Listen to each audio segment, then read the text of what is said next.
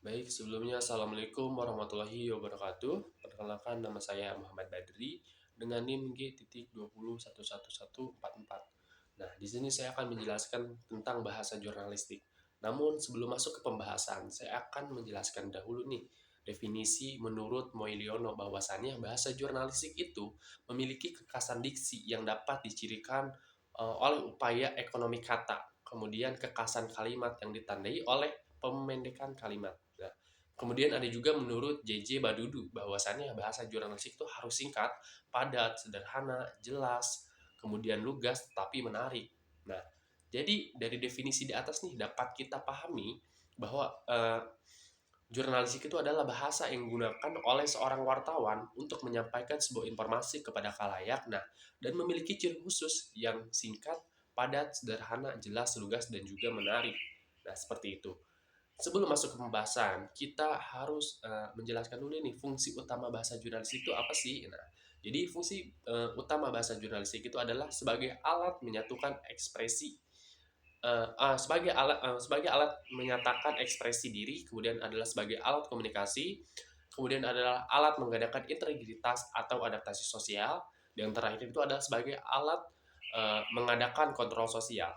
Nah, langsung aja masuk ke pembahasan yang akan saya bahas, yaitu tentang kendala berbahasa yang baik dalam jurnalistik. Nah, dapat kita tahu bahwa pertanggungjawaban media massa saat ini itu yang dilihat itu tulisannya begitu berat kan karena merupakan sarana penyebaran dan pembinaan bahasa. Namun ada beberapa juga nih kendala yang dapat menghalangi terciptanya penggunaan bahasa jurnalistik gitu kan. Yang akhirnya ada desakan-desakan atau tekanan, kemudian kekecewaan yang membuat bahasa jurnalistik menjadi surat kabar dan akhirnya tuh menjebak atau menjeret para wartawan itu menjeret para wartawan akhirnya tuh masuk atau terpeleset ke jurang kesalahan. Nah, makanya dari itu terdapat nih beberapa kendala juga nih. Yang pertama itu menulis di bawah tekanan waktu. Nah, menulis di bawah tekanan waktu itu kayak kecepatan penyampaian informasi kan merupakan satu keharusan sebagai penulis berita nih, baik kecepatan itu dalam hal menyampaikan informasi maupun kecepatan dalam penulisan. Nah, karena mungkin dikejar waktu atau deadline gitu kan, nah, harus dipatuhi. Nah, akhirnya si uh, penulis berita tersebut itu nyaris nih tenggang nih, akhirnya tidak punya pemikiran untuk memoles tulisannya untuk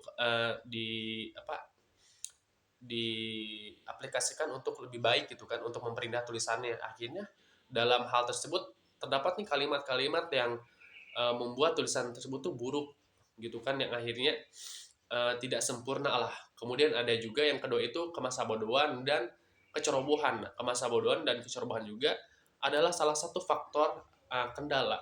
Nah, selain kita tergesa-gesa dalam hal uh, mengejek penulisan gitu kan, dalam hal penulisan, kemudian akhirnya dengan adanya hal seperti kayak kemasabodohan dan kecerobohan tersebut gitu kan, muncullah nih ketika penulis itu mencari kata-kata yang tepat. Nah, maksudnya itu hendak yang ia katakan. Nah, padahal ketika dia menyampaikan sebuah informasi ataupun penerangan, nah karena adanya sikap kecerobohan, kemudian kemasabodohan, akhirnya mengakibatkan bahasa-bahasa atau kata-kata yang mungkin kurang baik. Nah, kemudian ada tidak mau mengikuti petunjuk. Nah, di sini tidak mau mengikuti petunjuk itu artinya kan petunjuk itu harus sesuai dengan bahasa yang tertulis dalam tata bahasa. Nah, kamus dalam pedoman ejaan yang disempurnakan atau EYD. Nah, petunjuk bahasa jurnalistik juga bisa ditambah lagi gitu kan. Maksudnya bisa ditambahkan yang lain gitu. Kemudian ada juga nih tentang mencontoh bahasa public figure. Nah, mencontoh bahasa public figure, contohnya misalnya tokoh terkenal nih biasanya menjadi acuan halayak yang tidak mustahil ditiru banyak orang. Nah, akhirnya ini bukan saja terjadi pada perilaku dalam cara berpakaian ya, namun tetapi juga dalam berbahasa. Nah, gitu kan.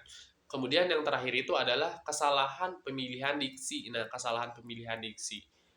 Dalam kesalahan pemilihan diksi tersebut itu merupakan uh, hal yang penting sebenarnya untuk penulis gitu, terutama dalam menulis berita.